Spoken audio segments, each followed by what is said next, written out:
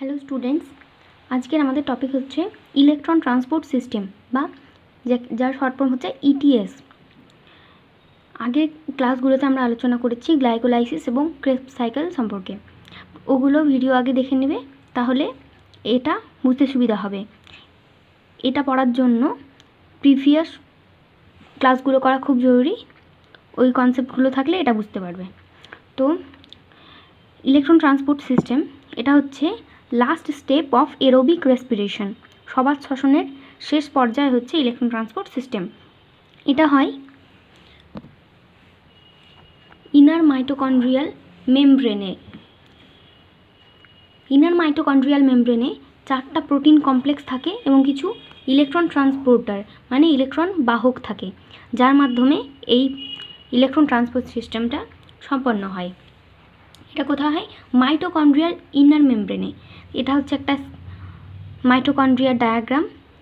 মাইটোকন্ড্রিয়ার এটা হচ্ছে outer membrane, বাইরের এটা মেমব্রেন, আর ভিতরে এটা হচ্ছে ইনার মেমব্রেন, আর এটা হচ্ছে ম্যাট্রিক্স। ম্যাট্রিক্স কি আমরা জেনেছিলাম আগের ক্লাসে, যে এখানে ক্রেবস সাইকেল সম্পন্ন হয়। এবং এই যে মাইটোকন্ড্রিয়ার ইনার মেমব্রেন, এখানে সম্পন্ন হয় ইলেকট্রন ট্রান্সপোর্ট সিস্টেম বা ইলেকট্রন পরিবহন তন্ত্র। এবার আমরা দেখব steps of the reaction, electron transport সিস্টেমের রিয়াকশন। ইটিএস 4টা প্রোটিন কমপ্লেক্সের মাধ্যমে হয়।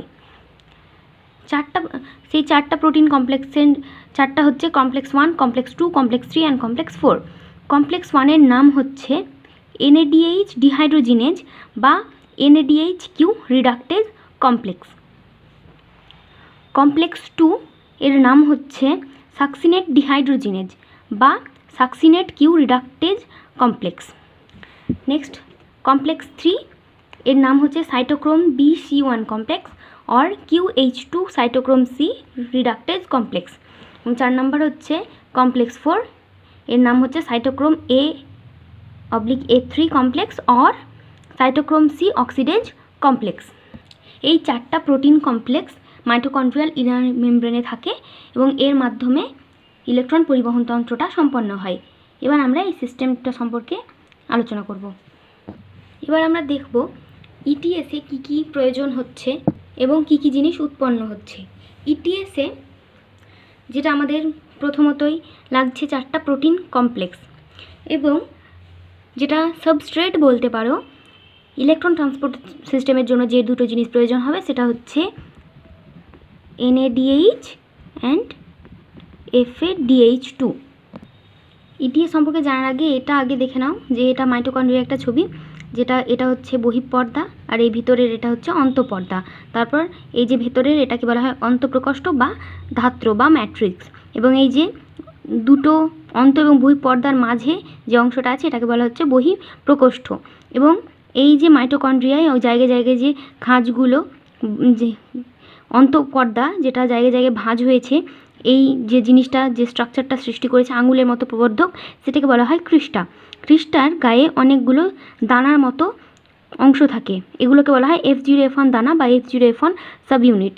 এর মাধ্যমে এই F0F1 সাব ইউনিটের মাধ্যমে এটিপি সিনথেসিস হয়। F0 সাব ইউনিটের মাধ্যমে এটিপি সিনথেসিস হওয়ার আগে যেটা মেন দরকার সেটা হচ্ছে electron transport system. Electron transport system কার মাধ্যমে হয় জানলাম আমরা, যে 4টে প্রোটিন কমপ্লেক্সের মাধ্যমে। এবার আমরা জানবো যে এবার আমরা প্রসেসটা পড়ব। এবার দেখো মাইটোকন্ড্রিয়ার কি বললাম, ইনার মেমব্রেনে প্রোটিন কমপ্লেক্সগুলো থাকে। এই যেটা হচ্ছে কমপ্লেক্স 1, এই যে কমপ্লেক্স 1, এটা হচ্ছে কমপ্লেক্স 2, কমপ্লেক্স 3 অ্যান্ড কমপ্লেক্স 4। তারপর কি বললাম, এই যে ক্রিস্টিগুলো থাকে বা ক্রিস্টা, এই ক্রিস্টার গায়ে কি এই যে F0F1 সাব ইউনিটগুলো থাকে। তাহলে 4টে প্রোটিন কমপ্লেক্সের পরে যেটা থাকছে সেটা হচ্ছে এই যে এটা হচ্ছে F0F1 সাব ইউনিট। এটা হচ্ছে ওর মলিকিউলার F0F1 সাব ইউনিটের মলিকিউলার স্ট্রাকচার। এর মাধ্যমে এই যে দেখো এটিপি উৎপন্ন হয়। তাহলে এবার আমরা আসছি ইটিএসে। ইটিএসটা কি? আমরা দেখেছিলাম যে ক্রেবস সাইকেল এবং গ্লাইকোলাইসিসের মাধ্যমে NADH FADH2 এসব আমরা পেয়েছিলাম, এগুলো উৎপন্ন হয়েছিল। এবার ওই গ্লাইকোলাইসিস এবং ক্রেবস সাইকেলের যে উপজাত বস্তু NADH এবং FADH2 সেটার জারণ ঘটবে। অর্থাৎ জারণ বিজারণ কীভাবে বুঝবে বলো তো? যখন দেখবে NADH বা NAD এভাবেও লিখতে পারবে NADH প্লাস H প্লাস, যখন এরকম থাকবে সেটা হচ্ছে বিজারিত হয়ে আছে। FADH2 এটাও বিজারিত আছে। যখন পাবে যে FAD থাকবে শুধু, তাহলে সেটা জারিত হবে। NAD থাকলে সেটাও জারিত হবে। এবার হচ্ছে এটা NADH, মানে যখন H থাকবে, মানে কি বলতো, H যখন থাকবে NADH plus H plus FADH2, তাহলে এটা হচ্ছে ওরা বিজারিত ফর্মে আছে। তাহলে এবার যখন NADH বা FADH2 আছে ওরা নিজে বিজারিত হয়ে আছে, তাহলে এটার জারণ ঘটবে। জারণ ঘটে তৈরি হবে NADH থেকে তৈরি হবে NAD এবং FADH2 এটা জারিত হয়ে তৈরি করবে FAD। ঠিক আছে, তাহলে NADH জারিত হয়ে তৈরি করবে NAD এবং FADH2 জারিত হয়ে তৈরি করবে FAD। তাহলে ইলেকট্রন ট্রান্সপোর্ট সিস্টেমে কি হয় যে NADH যখন জারিত হবে বাই দ্য এনজাইমটার নাম কি? এনজাইমটার নাম হচ্ছে NADH ডিহাইড্রোজিনেজ। এই উৎসেচকের দ্বারা জারিত হবে, দিয়ে NADHটা ভেঙে যাবে NAD প্লাসে এবং এখান থেকে নির্গত হবে 2H প্লাস, দুটো হাইড্রোজেন আয়ন বেরোবে এবং বেরোবে প্লাস 2 ইলেকট্রন মাইনাস। মানে আমরা যদি NADH কে ভাঙি তাহলে হবে NAD plus plus 2H plus plus 2 electron. এবার যখন NADHটা জারিত হয়ে গেল NADতে, এবার এই যে 2H প্লাস এগুলো কি বলতো, হ্যাঁ এটা বলি যে এটা যেটা দেখানো হয়েছে এটা হচ্ছে মাইটোকন্ড্রিয়াল ইনার মেমব্রেন, এবং এই যে বাইরে লেখা আছে আন্তঃপর্দা, এটা হচ্ছে মাইটোকন্ড্রিয়াল আউটার মেমব্রেন। তাহলে এই যে এটা হচ্ছে এই জায়গাটা, এটা হচ্ছে ম্যাট্রিক্স, এবং অন্তঃপর্দা এবং আন্তঃপর্দার মাঝে যে স্পেসটা এটা হচ্ছে ইন্টার মেমব্রেন স্পেস বা বহিঃপ্রকোষ্ঠ। তাহলে এটা হচ্ছে বহিঃপ্রকোষ্ঠ, এটা হচ্ছে অন্তঃপ্রকোষ্ঠ বা ম্যাট্রিক্স। যেহেতু এইখানে NADH FADH2 ম্যাট্রিক্সে থাকবে, কারণ ক্রেবস চক্র হলো ম্যাট্রিক্সের মধ্যে, তাহলে ম্যাট্রিক্সে NADH আছে। এবার NADH ডিহাইড্রোজিনেজ উৎসেচকের মাধ্যমে ভেঙে NAD প্লাস তৈরি করলো, এবং যে এই 2H প্লাস তৈরি করলো, এই হাইড্রোজেন আয়নটা এই ম্যাট্রিক্স থেকে কমপ্লেক্স 1-এর মাধ্যমে এইখান থেকে এই যে দেখো H প্লাস ম্যাট্রিক্স থেকে ইন্টারমেমব্রেন স্পেস বা অন্তঃপর্দা থেকে আন্তঃপর্দাতে দুটো হাইড্রোজেন আয়ন চলে গেল, এবং যে ইলেকট্রনটা উৎপন্ন হয়েছিল সেই ইলেকট্রনটা আসবে এই কমপ্লেক্স 1-এর মধ্যে। এবার কি হবে, এরপর ইলেকট্রন একটা এই কমপ্লেক্স 1 থেকে এবার নেক্সট কমপ্লেক্সগুলোতে ইলেকট্রনটা যাবে। ইলেকট্রন ট্রান্সপোর্ট সিস্টেম যেহেতু এটা, মানে এই যে ইলেকট্রনটা যে বেরোলো এই ইলেকট্রনটাই ট্রান্সপোর্ট হবে এইদিকে। এবার এই কমপ্লেক্স 1 থেকে যে নেক্সট কমপ্লেক্সগুলোতে যাবে সেই জন্য একটা ইলেকট্রন বাহকের দরকার হবে। তো যখন NADH থেকে ইলেকট্রনটা যাবে সেটা কমপ্লেক্স 1, তারপরে কিন্তু কমপ্লেক্স 2-তে যাবে না, কমপ্লেক্স 2-কে বাইপাস করে কমপ্লেক্স 3-তে যাবে, দেন কমপ্লেক্স 3 থেকে 4-এ যাবে, কমপ্লেক্স 2-তে যাবে না। ঠিক আছে, তাহলে কমপ্লেক্স 1 থেকে যখন কমপ্লেক্স 2-তে যাবে তখন যে ইলেকট্রন বাহকটা নিয়ে যাবে সেটাই যে দেখো UQ, এর নাম হচ্ছে UB কুইনোন। ঠিক আছে, এই যে UB কুইনোনের মাধ্যমে যাবে। তারপরে যখন এখানে ইলেকট্রনটা আসবে, আবার এখান থেকে দুটো ম্যাট্রিক্স থেকে অন্তঃপ্রকোষ্ঠ থেকে আন্তঃপ্রকোষ্ঠতে দুটো হাইড্রোজেন আয়ন চলে যাবে কমপ্লেক্স 3 থেকে। এরপর কমপ্লেক্স 3-তে যে দুটো ইলেকট্রন আছে NADH থেকে যেটা পেয়েছিলাম, এখান থেকে 1 থেকে 3-তে গেল। এবার ওই ইলেকট্রন কমপ্লেক্স 3 থেকে কমপ্লেক্স 4-এ যাবে। এবার আরেকটা ইলেকট্রন বাহকের মাধ্যমে, সেই ইলেকট্রন বাহকটার নাম হচ্ছে সাইটোক্রোম C, এর মাধ্যমে এবার যাবে কমপ্লেক্স 3 থেকে কমপ্লেক্স 4-এ। সাইটোক্রোম C-এর মাধ্যমে ইলেকট্রনটা চলে গেল, এবার কমপ্লেক্স 4-এ চলে এলো। ঠিক আছে, এটা হলো NADH-এর গল্প। এবার যখন FADH2টা যখন ভাঙবে, আমরা আগের দিন যখন ক্রেবস চক্র পড়েছিলাম, এখানে দেখো সাকসিনেট বা সাকসিনিক অ্যাসিড, এখান থেকে যখন ফিউমারেট তৈরি হয়েছিল তখন সাকসিনেট ডিহাইড্রোজিনেজের মাধ্যমে, তখন এখানে এখনও FADH2 অণু আমরা পেয়েছিলাম। ঠিক আছে, এবার এখানে FADH2 থেকে যে ইলেকট্রনটা স্প্লিট হবে, FADH2 দিয়ে যেটা ইলেকট্রন পাবো, সেই ইলেকট্রনটা কমপ্লেক্স 1-এ যাবে না। ঠিক আছে, কমপ্লেক্স টু থেকে স্টার্ট হবে এর জার্নি, কমপ্লেক্স টু। তারপরে এবার এই ইলেকট্রনটা যখন কমপ্লেক্স টুতে গেল, তারপর ইলেকট্রন ইউবি কুইননের মাধ্যমে কমপ্লেক্স থ্রিতে যাবে, দিয়ে তারপরে সাইটোক্রোম সি এর মাধ্যমে কমপ্লেক্স ফোরে যাবে। তখনও এখান থেকে 2 অণু হাইড্রোজেন মাইগ্রেট করবে, এখান থেকে আবার 1 অণু হাইড্রোজেন মাইগ্রেট করবে। তাহলে বুঝতে পারলে যদি NADH, যেটা NADH এর ইলেকট্রন কমপ্লেক্স 1 দেন কমপ্লেক্স 3 বাইপাসিং কমপ্লেক্স 2, কমপ্লেক্স 2তে আসবে না, তারপরে কমপ্লেক্স 4 এবং FADH2 কমপ্লেক্স 1-এ যাবে না, FADH2 ইলেকট্রনটা কমপ্লেক্স 1-এ যাবে না, কমপ্লেক্স 2, 3 দেন 4। এবার এখানে তো চলে এলো ইলেকট্রন, এরপরে কি হবে, আর সঙ্গে সঙ্গে কী হয়েছে, প্রত্যেকটা জায়গা থেকে হাইড্রোজেন অন্তঃপ্রকোষ্ঠ থেকে আন্তঃপ্রকোষ্ঠতে মাইগ্রেট করেছে। ঠিক আছে, এই যে দেখো হাইড্রোজেন এখানেও গেছে, এখানেও গেছে, এখানেও গেছে। এবার এখানে ইলেকট্রনটা আছে, এবার ইলেকট্রনের কাজ কি, এই ম্যাট্রিক্সের মধ্যে দেখো হাফ O2 আছে, হাফ O2, ঠিক আছে, এবং এই ম্যাট্রিক্সের মধ্যে তো অনেক হাইড্রোজেন আছে। এবার এখানে একটা রিয়াকশান হয়, কি হয়, 2H+, দুটো H+ ion plus half O2 plus এখান থেকে যে দুটো ইলেকট্রন এখানে যে ছিল প্লাস 2E-, ঠিক আছে, এই ইলেকট্রনটার লাস্ট ওর কাজ হচ্ছে আবার ওই ম্যাট্রিক্সেই ফিরে আসছে। এবার এখান থেকে তৈরি হবে H2O, ঠিক আছে। তাহলে ইলেকট্রন ট্রান্সপোর্ট সিস্টেমের লাস্টে কি আমরা পেলাম, কি উৎপন্ন হলো, H2O, জল উৎপন্ন হলো। ঠিক আছে, এরপরে এবার যে হাইড্রোজেনের এখানে অনেক হাইড্রোজেন আয়ন ছিল, সেগুলোর মাধ্যমে এখানে জল পেলাম, এবং অনেক হাইড্রোজেন আয়ন এই ইলেকট্রন ট্রান্সপোর্ট সিস্টেম ETS, এটা তো কন্টিনিউয়াস চলতে আছে সেলের মধ্যে। এবার এটা কি, এর নর্মালি এই থাকবে ম্যাট্রিক্সে, ইনার মাইটোকন্ড্রিয়াল স্পেসে, মানে হচ্ছে অন্তঃপ্রকোষ্ঠে থাকবে, কিন্তু চলে গেছে আন্তঃপ্রকোষ্ঠতে, তাহলে তো ভারসাম্যটা বিঘ্নিত হচ্ছে, তাই না। তাহলে কি হবে, এগুলোকে এই আন্তঃপ্রকোষ্ঠ থেকে আবার ওদেরকে অন্তঃপ্রকোষ্ঠতে আসতে হবে। তাহলে এবার যে এই হাইড্রোজেন আয়নগুলো আবার অন্তঃপ্রকোষ্ঠতে ব্যাক করবে, এই যখন ব্যাক করবে তখন হবে ATP সিনথেসিস। এই যে দেখো আন্তঃপ্রকোষ্ঠ থেকে হাইড্রোজেন আয়ন এই যে F0F1 সাব ইউনিট যেটা ছিল ওটার মাধ্যমে ঢুকছে, তখন ADP থেকে PI তৈরি হবে। এটাই আমি তোমাদেরকে একটু ভালো করে ভেঙে বুঝিয়ে দিচ্ছি। দেখো এই যে দেখো, এটা হচ্ছে অন্তঃপর্দা, মাইটোকন্ড্রিয়ার অন্তঃপর্দা, এটা মাইটোকন্ড্রিয়ার, এভাবে দেখি বুঝাচ্ছি, ঠিক আছে। এটা হচ্ছে অন্তঃপ্রকোষ্ঠ, এটা হচ্ছে বহিঃপ্রকোষ্ঠ, আন্তঃপ্রকোষ্ঠ বা বহিঃপ্রকোষ্ঠ। এবার এটা F0F1, এই যে দেখো এটা দেখছো, এটা হচ্ছে F0F1, এটা হচ্ছে F0F1 সাব ইউনিট। এর আগে কি হলো, ইলেকট্রন ট্রান্সপোর্ট সিস্টেম হলো, তারপরের স্টেপটা বলছি। এবার ETS হয়ে গেছে, তাহলে এই যে দেখো বহিঃপ্রকোষ্ঠে অনেকগুলো H+ দেখাচ্ছে, এটা প্লাস দেখাচ্ছে, এগুলো হচ্ছে H+, হাইড্রোজেন আয়নের উচ্চ ঘনত্ব।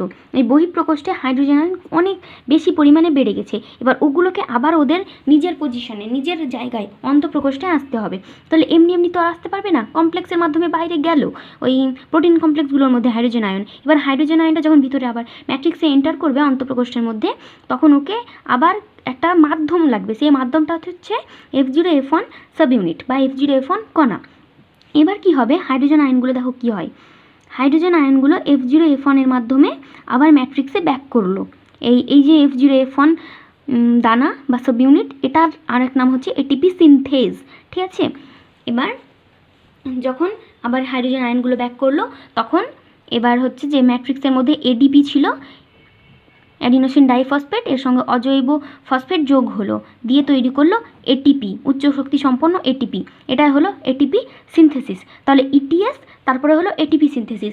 মেন আমাদের জৈবনিক ক্রিয়া সম্পন্ন করার জন্য কি দরকার, সব থেকে যেটা ভাইটাল জিনিস, সেটা হচ্ছে ATP শক্তি, সেটা এবার কি হলো, ETS হলো, তারপরে F0F1 কণার মাধ্যমে ATP সিনথেসিস হলো। দেখো ATP synthesis process by F0F1 complex হয়ে গেল। তাহলে এটা হয়ে গেল, এবং এর আগের ক্লাসের গ্লাইকোলাইসিস ক্রেবস চক্রগুলো পড়ে নিবি কিন্তু, তাহলে এটা বুঝতে বেশি ভালো হবে, কারণ আমরা দেখেছি যে গ্লাইকোলাইসিস ক্রেবস চক্রে NADH, FADH2 এগুলো উৎপন্ন হয়েছিল, ঠিক আছে। এবার আমরা জানব total ATP count in respiration, যে শ্বসনে কত অণু ATP উৎপন্ন হয় সেটা আমরা হিসেব করব। রেসপিরেশনে কত অণু ATP উৎপন্ন হয় সেটা আমরা কাউন্ট করব। তাহলে ATP কোথায় কোথায় উৎপন্ন হয়, মেনলি যেটা আমাদেরকে ধরতে হবে সেটা হচ্ছে, সরি তার আগে এইটা জানতে হবে যে ইলেকট্রন পরিবহন তন্ত্র শ্বসনে দুটি প্রধান কাজ সম্পন্ন করে। কি 1 নম্বর যেটা হচ্ছে সেটা NAD+ ও FAD গ্লাইকোলাইসিস এবং ক্রেবস চক্রে জারকের ভূমিকা গ্রহণ করে বিভিন্ন জৈব যৌগকে জারিত করে নিজেরা বিজারিত হয়ে NADH প্লাস H প্লাস এবং FADH2 পরিণত হয়। ঠিক আছে, তাহলে বললাম কি H থাকলে NADH, FADH2, H থাকলে মনে রাখবে ওরা হচ্ছে বিজারিত হয়ে আছে। ঠিক আছে, এটা হয়। তারপর সেকেন্ডলি কি হয়, ইলেকট্রন পরিবহন তন্ত্রে এক অণু NADH প্লাস H প্লাস জারিত হওয়ার সময় 3 অণু ATP এবং FADH2 জারিত হওয়ার সময় 2 অণু ATP উৎপন্ন হয়। ঠিক আছে, তাহলে NADH এটা জারিত হলে 3 অণু ATP উৎপন্ন হয়, FADH2 থেকে 2 অণু। এটা আমরা আগের ক্লাসেও জেনেছি। তোমাদের বইয়ে কিন্তু লেখা আছে NADH থেকে 2.5 অণু আর FADH2 থেকে 1.5 অণু, কিন্তু NCERT-তে কিন্তু 3 আছে NADH থেকে এবং FADH2 থেকে 2। এটাই কিন্তু আসলে ওটা যে তোমাদের যেটা 2.5 আর এখানে 1.5 আছে সেটা কিন্তু অনেক পুরনো ধারণা, এটাই তোমাদেরকে ফলো করতে হবে। ঠিক আছে, এবার আমরা জানবো number of ATP molecules generated through the respiration. ঠিক আছে, তাহলে মেন যেটা উদ্দেশ্য এরোবিক রেসপিরেশনের সবার শ্বসনের সেটা হচ্ছে is to produce high energy compound that is ATP production, এটা হচ্ছে শ্বসনের মেন উদ্দেশ্য। ঠিক আছে, তাহলে ATP উৎপাদনের প্রক্রিয়াটি 3টি পর্যায়ে বিভক্ত। কি কি? ফার্স্ট হচ্ছে গ্লাইকোলাইসিস, দেন হচ্ছে during formation of acetyl CoA from pyruvate, মানে গ্লাইকোলাইসিস শেষে পাইরুভেট তৈরি হবে, পাইরুভেটটা আবার কি হবে, পাইরুভেটটা পরিণত হবে অ্যাসিটাইল কোয়েতে, তখন ATP পাবো। গ্লাইকোলাইসিসে ATP উৎপন্ন হবে এই প্রসেসে। তাহলে এই যে পাইরুভেট থেকে যখন অ্যাসিটাইল কোয়ে তৈরি হয় ওটাকে কি বলা হয়, অক্সিডেটিভ ডিকার্বক্সিলেশন। তাহলে এই সেকেন্ড স্টেপটাকে আমরা বলতে পারি oxidative decarboxylation of pyruvate to acetyl CoA. ঠিক আছে, তবে থার্ড হচ্ছে ক্রেবস সাইকেল। তাহলে total ATP count in respiration, এবার আমরা কত অণু ATP উৎপন্ন হয় সেটা কাউন্ট করব। ফার্স্টের গ্লাইকোলাইসিস দেখবো, যে দেখে নিই আমরা এবার যে গ্লাইকোলাইসিসে কত অণু ATP উৎপন্ন হয়। ফার্স্টে আমরা দেখব কোথায় কোথায় ATP ব্যয় হলো। দেখো ATP থেকে ADP উৎপন্ন হয়েছে, এখানেও ATP থেকে ADP উৎপন্ন হচ্ছে, তাহলে -2 করলাম যে 2 অণু ATP ব্যয় হয়েছে। তারপর দেখব কত অণু ATP উৎপন্ন হয়েছে। এই স্টেপে দেখো 2 অণু ATP উৎপন্ন হয়েছে, এখানে 2, তাহলে 2 2 4 হলো।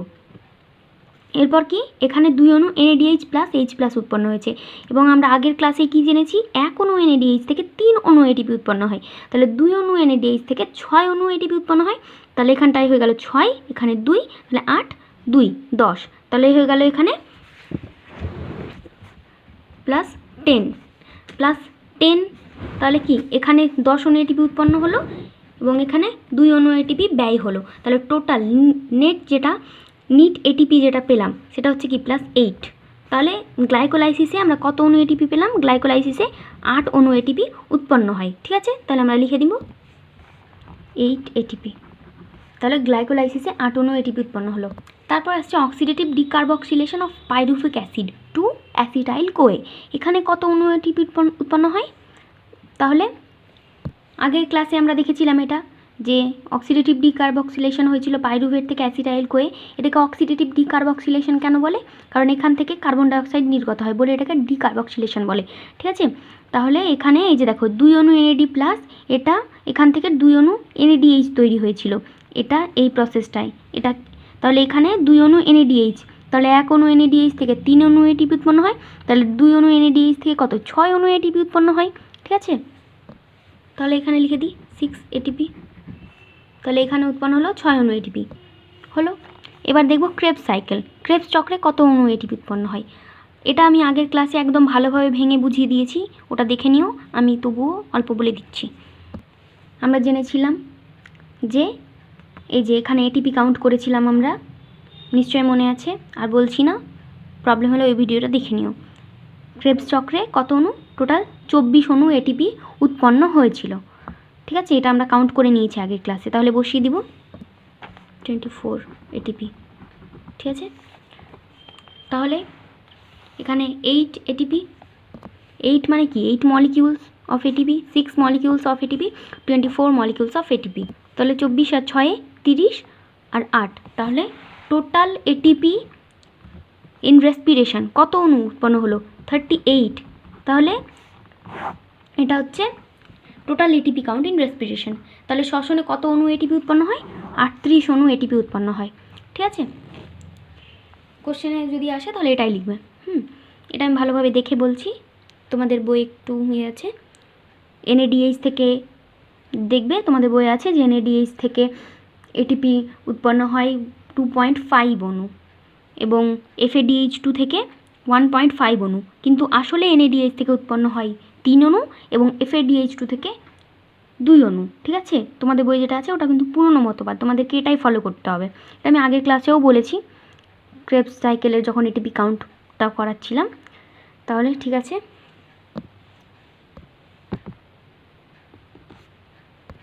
এবার আমরা দেখব অ্যাম্ফিবলিক পথ বা অ্যাম্ফিবলিক পাথওয়ে। অ্যাম্ফিবলিক পাথওয়ে কাকে বলে? যখন কোনো একটা প্রসেস যেটা অপচিতিমূলক বা ক্যাটালাইটিকও হয় এবং উপচিতিমূলক বা অ্যানাবলিক হয়, দুই রকমই হয়, একটাই বিক্রিয়া, তখন সেটাকে বলা হয় অ্যাম্ফিবলিক পাথওয়ে। তাহলে অ্যাম্ফিবলিক পাথওয়ে এখানে আমাদের যেটা সেটা হচ্ছে ক্রেবস চক্র। ক্রেবস চক্রকে বলা হয় অ্যাম্ফিবলিক পাথওয়ে। কেন বলা হয়?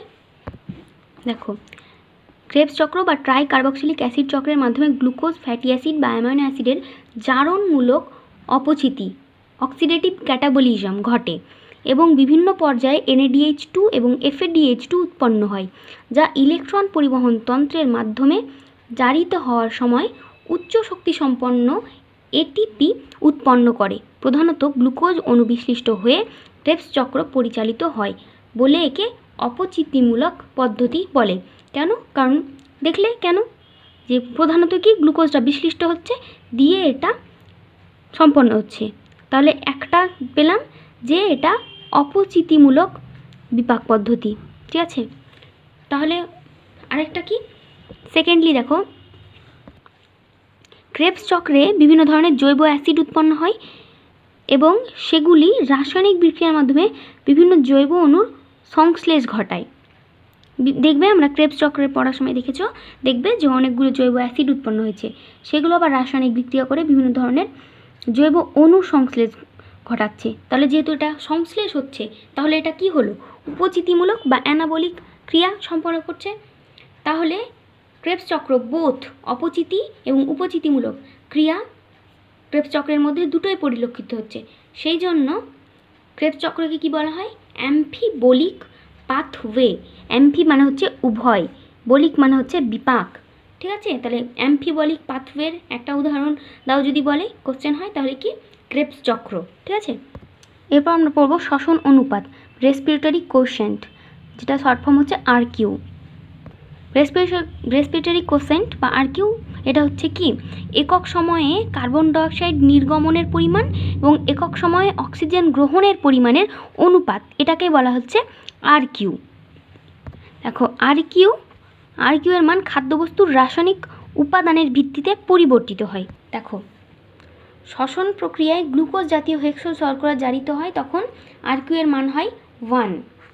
ঠিক আছে, RQ কার্বন ডাইঅক্সাইডের পরিমাণ, আণবিক সংখ্যা, অক্সিজেনের পরিমাণ 6/6 = 1। তাহলে এটার মনে রাখবে গ্লুকোজের RQ কত? 1। আবার কি? শ্বসনে যখন জৈব অ্যাসিড জারিত হলে RQ এর মান হয় 1-এর বেশি, মোর দ্যান 1। যখন জৈব অ্যাসিড তখন RQটা হচ্ছে, দেখো RQ মোর দ্যান 1, জৈব অ্যাসিডে মোর দ্যান 1 হবে RQ। তারপরে যখন স্নেহ পদার্থ মানে কি? লিপিড বা ফ্যাটের RQ হবে 0.7, মানে কি? Less than 1। স্নেহ পদার্থের RQ লেস দ্যান 1। আবার কিছু ক্ষেত্রে RQ এর মান 0 হয়। ক্যাম উদ্ভিদ মানে ক্র্যাসুলেশন অ্যাসিড মেটাবলিজম, ক্যাম উদ্ভিদের ক্ষেত্রে কি হয়? গ্লুকোজটা অক্সিজেন দ্বারা জারিত হয়, কিন্তু কার্বন ডাইঅক্সাইড নির্গত হয় না, ম্যালিক অ্যাসিড সৃষ্টি করে। তাহলে এখানে কার্বন ডাইঅক্সাইডটা তো নির্গতই হয় না, তাহলে 0 আর 3 দিয়ে হয়ে যাচ্ছে 0। তাহলে RQ 0 এর উদাহরণ কি? ক্যাম। ঠিক আছে, আবার অবাধ শ্বসনে বা কোহল সন্ধানের সময় কি হয়? গ্লুকোজ O2 এর অনুপস্থিতিতে আংশিকভাবে জারিত হয়ে কার্বন ডাইঅক্সাইড নির্গত করে।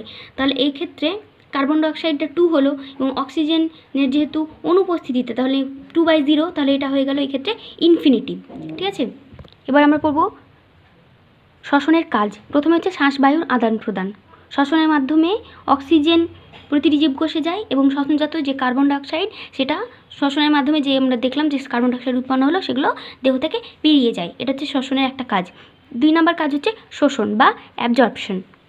ফুসফুসের মাধ্যমে O2 এবং CO2 ছাড়াও বিভিন্ন গ্যাসীয় পদার্থ যেমন কার্বন মনোক্সাইড, নাইট্রোজেন মনোক্সাইড এগুলো কী হয় প্রাণীদেহে শোষিত হয়। তারপর শ্বসনের আরেকটা কাজ হচ্ছে রেচন। শ্বসন প্রক্রিয়ায় অ্যামোনিয়া, কিটোন বডি, অ্যালকোহল, তেল, জলীয় বাষ্প প্রভৃতি অপ্রয়োজনীয় উদ্বায়ী পদার্থ দেহমুক্ত হয়। তারপরে আরও যেগুলো কাজ অম্লত্ব খাদ্যের ভারসাম্য রক্ষা, জলের ভারসাম্য রক্ষা, উষ্ণতার ভারসাম্য রক্ষা, প্রকৃতিতে O2 CO2 ভারসাম্য রক্ষা, এগুলো হচ্ছে শ্বসনের কাজ। এগুলোকে পড়ে নিবে একবার, রিডিং মনে থেকে যাবে। ব্যাস আজকে তাহলে এখানে এই চ্যাপ্টারটা শেষ হলো, পুরোটা ভালোভাবে পড়বে। ঠিক আছে।